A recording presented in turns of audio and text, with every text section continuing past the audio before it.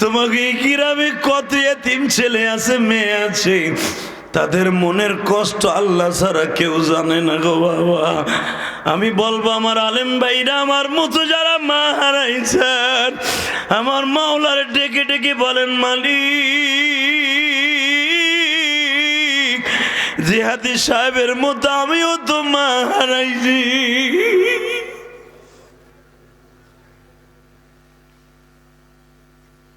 আল্লাহ দেখো তো কারা কান্দে। আল্লাহ এখানে অনেক সরমুনার মুরিদ আছে, আল্লাহ শর্ষিনাথ মুরিদ আছে, আল্লাহ অনেক যুবক ভাইদের চোখে পানি দেখছে। যুবক, তুই বুঝবি না মা কি জিনিস, সেদিন বুঝতে পারবি যেদিন তোর মা এই দুনিয়ার থাকবো না।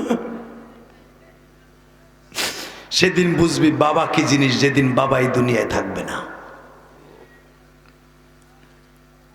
শুধু আমার সাথে বল ভাই, জমিনের মালিক কে? জোরে বলো কে? নবী আমার চাচার থেকে বাজার থেকে আইয়া কাবা ঘরের দরজার সামনে দাঁড়ায়, কাবায় হাতিমের সামনে দাঁড়ায়, নবী আমার দাঁড়ায় দাঁড়ায় কান্দে। হঠাৎ করে হুজুরের চাচি গেছে, আব্বা ও আব্বা তুমি কান্দো কে আব্বা? তোমার মা বাবা নাই তাতে কি হয়েছে, আমরা আছি না? আমার নবী বলে, চাচি গো, জীবনে কারো কাছে শুনছেন মা মারা গেলে মার আদর পাওয়া যায়? বাবা আমি এখনো পর্যন্ত তোমারে গোসল না করে আমি কোনো কিছু খাই না, তোমার আমি না খাওয়াইয়া খাই না। সূরা দুহার তাফসিরে দেখবেন, ফাআম্মাল ইয়াতীমা ফালা তাকহার ওয়া আম্মাস সাইলা ফালা তানহার ওয়া আম্মা বিনিআমাতি রাব্বিকা ফাহাদ্দিস। এই আয়াতের তাফসির খুলে দেখো। আবু তালেবের বিবি, আলীর মার নাম ছিল ফাতেমা, আলীর মার নাম ফাতেমা। আবু তালেবের বিবি ফাতেমা জীবনে আমার নবীরে না খাওয়াইয়া কোনোদিন খায় নাই। তারপরে নবী কান্দের কয়েক চাচি, ও চাচি আম্মা আমার মা কেমন ছিল গো? ফাতেমা বলতো, বাবা আপনার মা এত ভালো ছিল, পৃথিবীর এরকম কোনো ভালো মা ছিল না। এরপরে বলে, চাচি আমার মা কেমনে লোকমা দিয়ে খাইতো? বাবা তোমার মা নাই তো তুমি 6 বছর বয়স পর্যন্ত দেখছো, তুমি আমার কাছে কেন জিগাও? চাচি আমি মাত্র আমার মার আদর পাইছি 1 বছর, আমি 5 বছর পর্যন্ত তো হালিমায় সাদিয়ার বাড়িতে ছিলাম। এই 5টা বছর মাঝে মাঝে দেখতাম আমার মা কেমন করে, আমি তো আমার মারে পুরো ভিজিট করতে পারি নাই। চাচি বলেন তো আমার মা কেমন হাঁটতো? বাবা তোমার মা এমনি এমনি হাঁটতো, তোমার মা এইভাবে ভাতগুলা মা খাইতো। ও বাবা তোমার মা এরকম এরকম ভাবে কাপড় পরতো, তোমার মা এরকম ভাবে ঘর মুছতো। এক একটা বলে আর আমার নবী কান্দে, বলে আর কান্দে। মর্মত দারাদি যুবক, দাড়ি পাকা বাজান মা, ও মা যারা আমার কথা শুনছেন গো মা, ও দাড়ি পাকা বাবা, এই যে শীতের দিন চলে যায় বাবা, মা আগে চিতই পিঠা রসে ভিজে খাওয়াইতো, এখন তো আর কেউ খাওয়ায় না বাবা।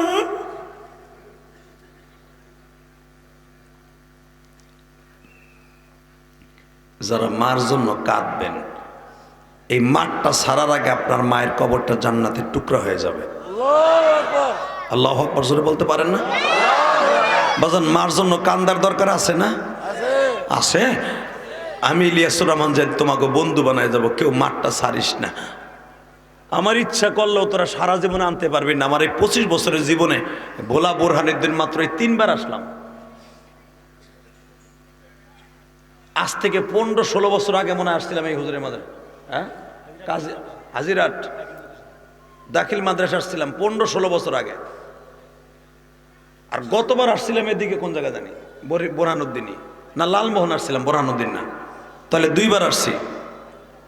এই মুসলমানের পোলা, আর কবে আসবো তা জানি না, তবে আমি তোদের সাথে গ্যারান্টি দিয়ে গেলাম এই কোরআন সামনে নিয়ে, যদি আমার সাথে আজকে ওয়াদা করস জীবনে কোনোদিন মারে কষ্ট দিবি না, 1 ওয়াক্ত নামাজ ছেড়ে দিবি না, আমি তোরে বন্ধু বানায় মার ছাড়বো, জীবনে আর দেখা না হলেও কিয়ামতের মাঠে দেখা হবে। আমি জান্নাতে গেলে তুই আমার সাথে যাবি ইনশাল্লাহ। বলতে পারো না? যাবা না আমার সাথে? তুমি নিবা না আমারে? যাদের চোখে আমি পানি দেখতেছি কোরআন হাতে নিয়ে বললাম, তুমি যদি মার জন্য মার মোহাব্বতে কান্দো, আল্লাহর ভয়ে কান্দো, তোমার জন্য জান্নাত আজকেই দলিল হয়ে যাবে। কারণ একটা আয়াতের তাফসীর আবার ওয়া মা মান খাফা মাকামা রাব্বিহি ওয়া নাহা আন-নাফসা আনিল হাওয়া। বাজার আমার দিকে তাকান গো, সরমুনার মাঠে যারা গেছেন গো বাবা, আল্লাহর কুতুব যখন শুরু করে দেয় জাহান্নামের বয়ান, ও বাজান কিছু কিছু পাগলা আছে লাফাইতে থাকে, কেন জানুনি? হাত মোছরামুছরি আরম্ভ করে দেয়, কেন জানো? এই পাগলগুলোর সাথে মওলার একটা কালেকশন হয়ে যায়। আমার মওলা তাদেরকে তখন আওয়াজ দিতে থাকে, বান্দারে তোর অন্তরের মধ্যে আমি মওলা বসে আছি,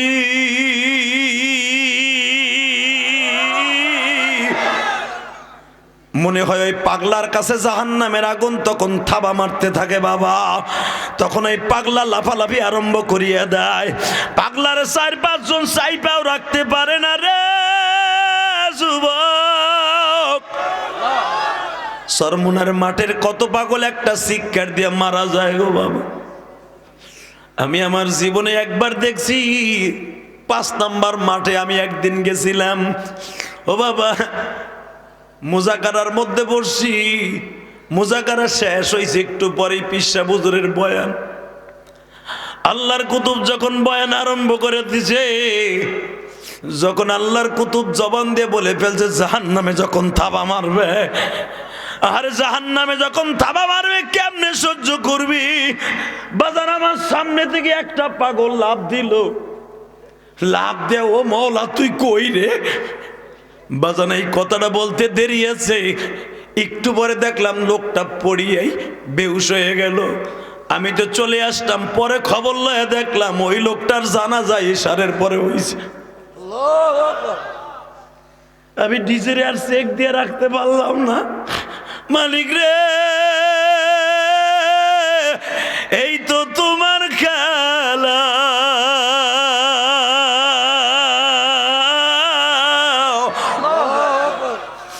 ওই লোকটা যে তোমারে মওলা কই একটা শিক্ষার দিয়ে বেহুশ হয়ে গেল, আর হুশ না ফিরিয়া তুমি তারে লইয়া গেলা এমন একটা জায়গায় জানাজা হইল।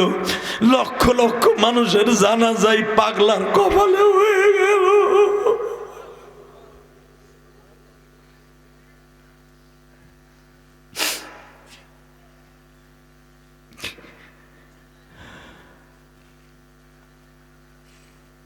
আল্লাহ তোমার এই পাগলদেরকে মাফ করে দাও আল্লাহ।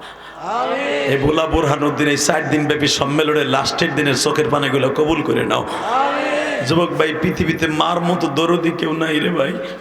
তুমি যে বাসাতে ওয়াজ শুনতে আসছো, যায় দেখবে তোর বাসার সবাই ঘুমায়, একমাত্র তোর চাকরানি, তোর গর্ভধারিণী মা দরজার কাছে তোর জন্য অপেক্ষা করতেছে।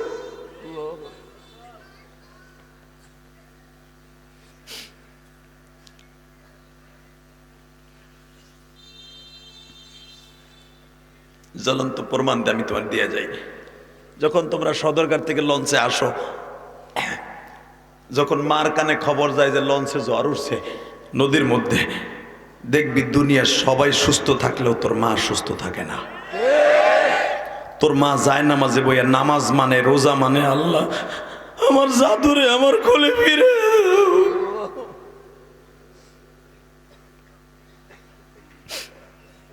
যুবক ভাইরে, আমি তোদের কাছে 2টা পাও ধরে বলে দিয়ে যাই, যেই মা কোনোদিন সন্তানরে ভুলতে পারে না, ওই মায়েরে কোনোদিন কষ্ট দিস না। রাজি আছো না ভাই? কে কে রাজি আছো? দেখে আল্লাহকে হাত তুলে দেখাও, দেখাও দেখাও দেখাও। আল্লাহ তুমি মাফ করে দাও ভোলাবাসী রে,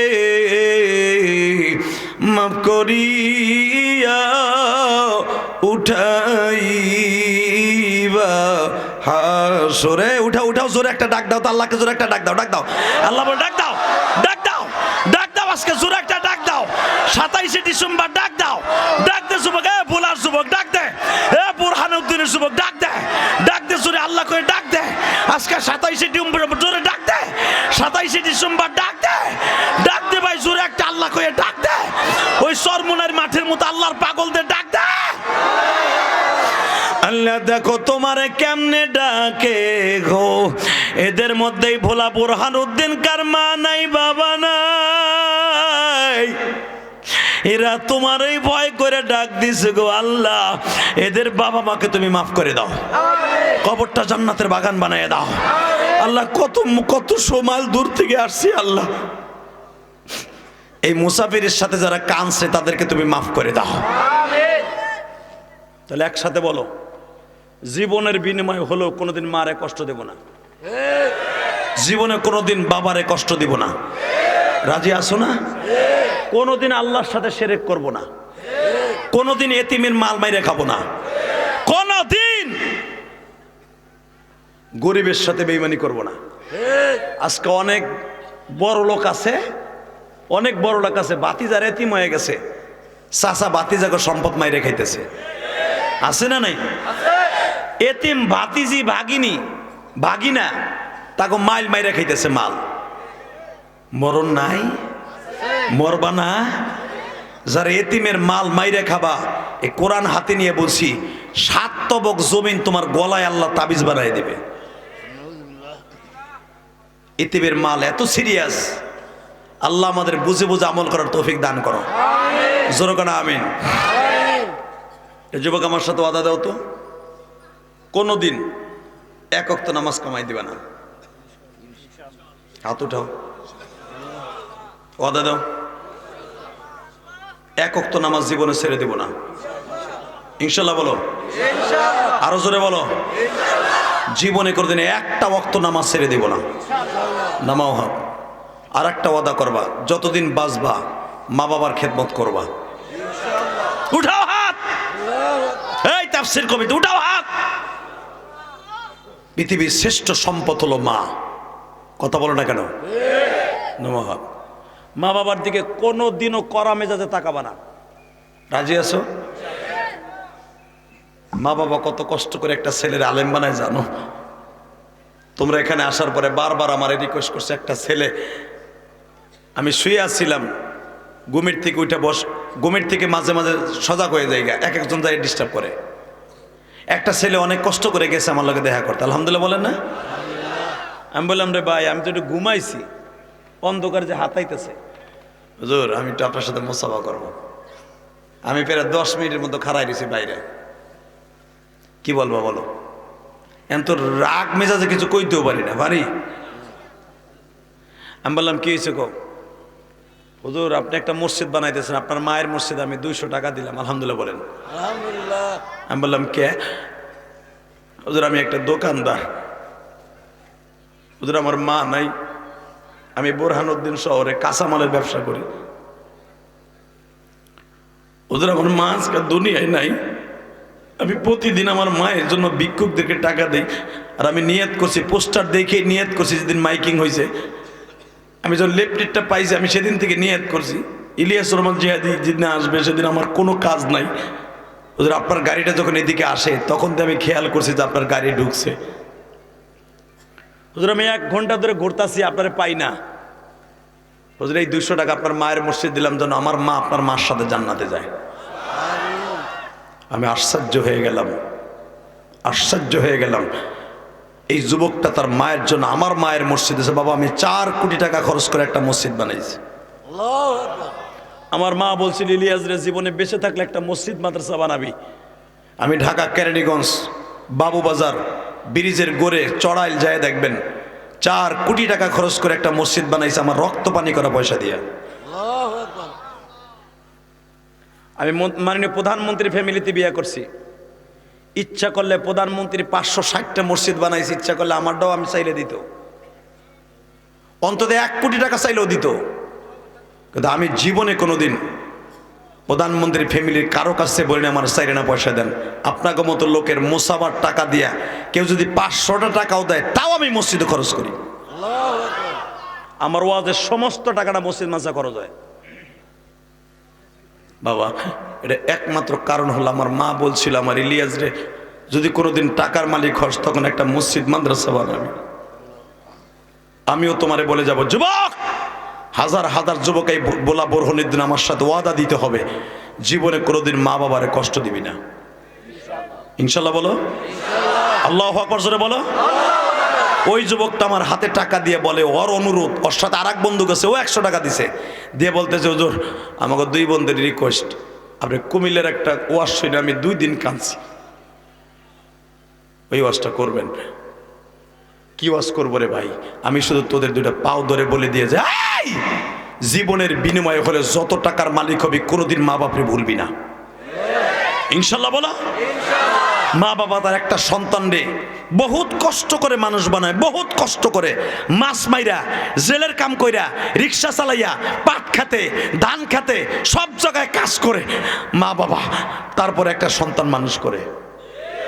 ঠিক কুমিল্লা সদর দক্ষিণে ছেলেটারে নিজের জায়গা জমি বেইচা মাস্টার্স পাস করাইয়া ব্যাংকিং শিক্ষা দিয়া ব্যাংকের ম্যানেজারে চাকরি দিছে ঘুষ দিয়া।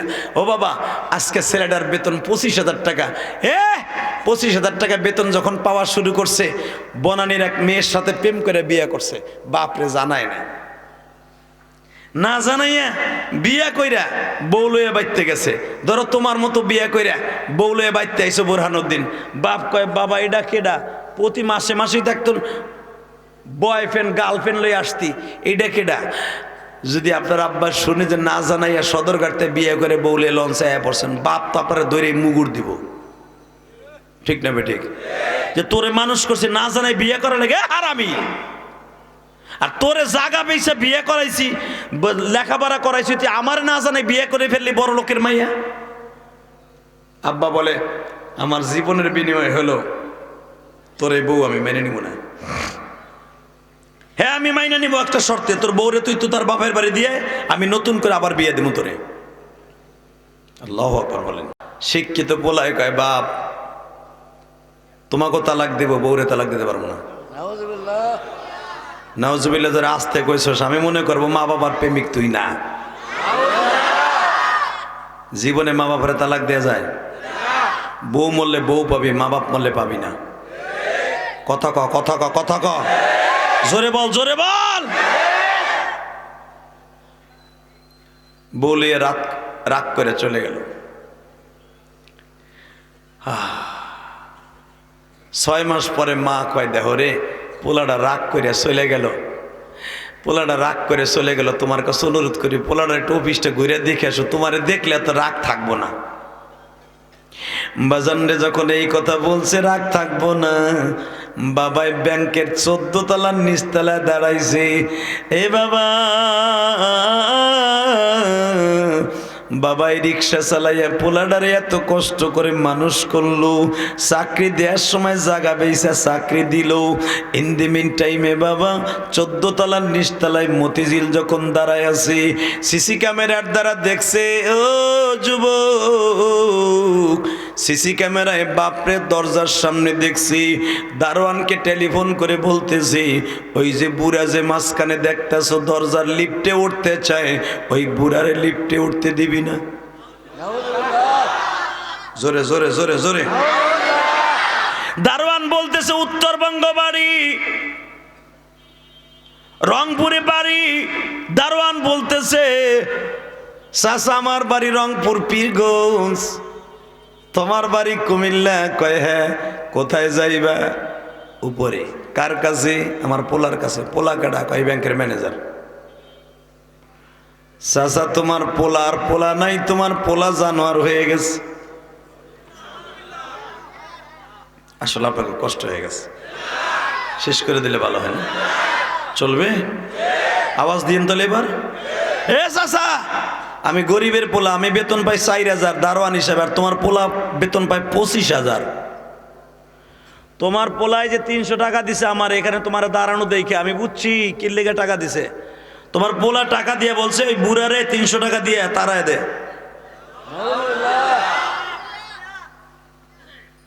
চাচা দেখা হয়ে বলে বাইতে যান। এই বেড়া তুই মিথ্যা কথা কস, পোলা যতই খারাপ হোক আমার উপরে না সাক্ষাৎ না করে আমার যাইতে দিব না। আরে চাচা তোমার পোলা পোলা নাই আমি বলি না জানোয়ার হয়ে গেছে। তুমি আমার চাকরি খাইও না, ভাগো ভাগো। হয়তো তুই আমার টেলিফোনে ধরাই দে, এখন কানবি। স্যার এই বুড়ায় কি কয় সে বলে আপনার বাপ লাগে, একটু কথা কইব, সাথে সাথে কই বুড়ার কাছে টেলিফোন দিবি না। টেলিফোন বাবা ক্যান ক্যান করে, কিন্তু আবার সব শোনা যায়। বাবা শুনে ফেলছে, বাস্তব ঘটনা।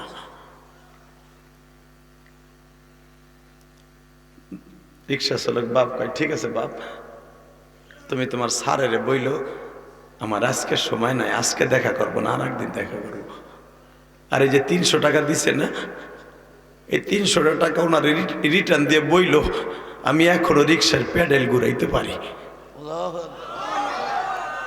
যুবক ভাই আয়, তোর পাও দুইটা ধরছি।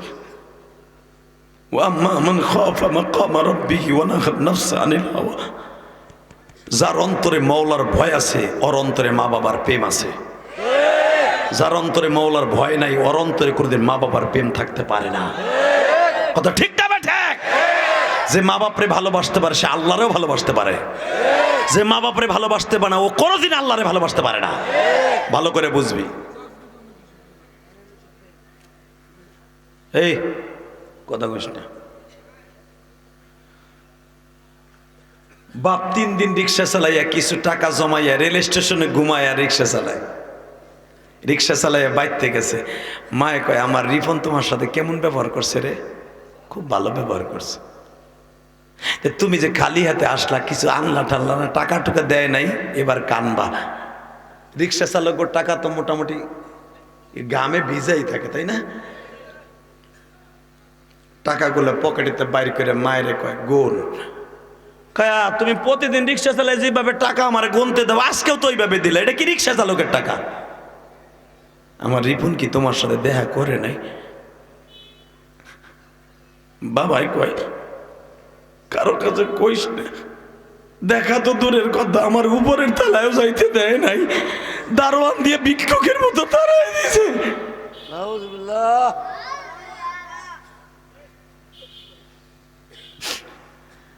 আমার বোলা বোরহানুদ্দিনের কলেজার টুকরা যুবক ভাইরা, আজকে 4 দিনের তাফসিরে বসিয়া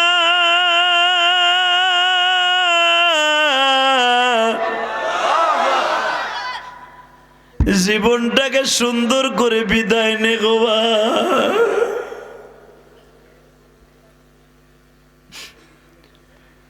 যখন বলছে কারো কাছে বলিস না, তোর রিপন আমারে ধাক্কায়া বাইর করে দিছে।